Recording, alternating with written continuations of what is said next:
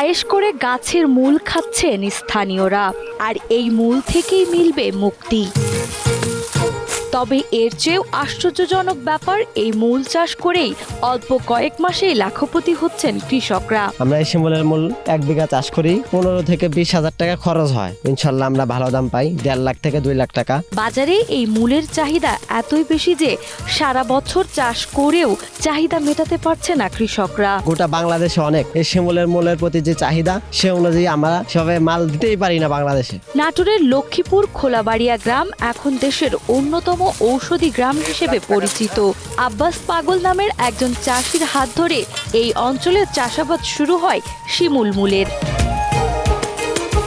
খোলাবাড়িয়া গ্রাম ছাড়াও আশেপাশের এলাকায় প্রায় 2 শতাধিক প্রজাতির ঔষধি চারা ও গাছের চাষ হয়। এখানকার মানুষের প্রধান জীবিকায় নির্ভর করে এসব ঔষধি গাছের ওপর। এখানে আব্বাস পাগল নামে একটা লোক ছিল, উনি এই ঔষধগুলা আমাদের এখানে উৎপাদন করছে। তো ওনার মাধ্যম থেকে উৎপাদন হওয়ার পরে দেখা গেছে বিভিন্ন জায়গাতে, দেশের বিভিন্ন জায়গার লোক আসছে, এরা খাইছে, খাওয়ার পরে জিনিসটা উপকৃত হয়েছে। যখন উপকার পাইছে তখন এই দেশের সাধারণ কৃষক যারা, তারা এটা আবাদ করে। ভেষজ ও ইউনানি চিকিৎসায় শিমুল মূল বহুল ব্যবহৃত।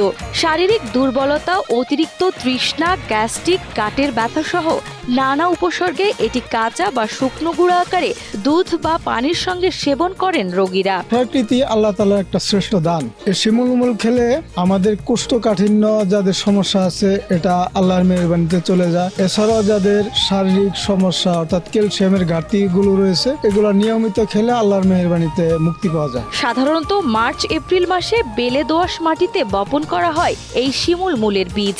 এরপর সঠিক পরিচর্যার মাধ্যমে গাছ বড় হলে অক্টোবর থেকে ডিসেম্বরের মধ্যেই শিমুল মূল সংগ্রহ করা হয়। 1 বিঘা জমিতে শিমুল মূল চাষে খরচ হয় 20 থেকে 25 হাজার টাকা।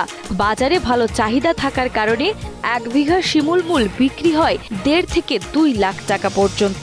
মাত্র কয়েক মাসের ব্যবধানেই ভালো আয় হওয়ায় চাষিরা এই ফসলকে লাভজনক হিসেবে দেখছেন। এই শিমুলের মূল চাষ করে আমরা ব্যাপক লাভজনক। বৈশাখে এই শিমুলের মূলটা চাষ করি, সেটা আমরা কার্তিক মাস এবং অগ্রহায়ণ মাসের মধ্যে বিক্রি করে দিতে পারি। চাষিরা এই বীজ বপনের পর নির্দিষ্ট সময় পর্যন্ত পরিচর্যা করেন।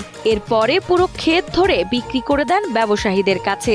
তারা ফসলের পুরো মাঠ কিনে নিয়ে মাঠ থেকে সংগ্রহ করেন শিমুল মূল। সংগ্রহের পর শিমুল মূল গাছের শিকড় থেকে আলাদা করে পরিষ্কার করা হয়। তারপর আটি বেঁধে প্যাকেটজাত করা হয়।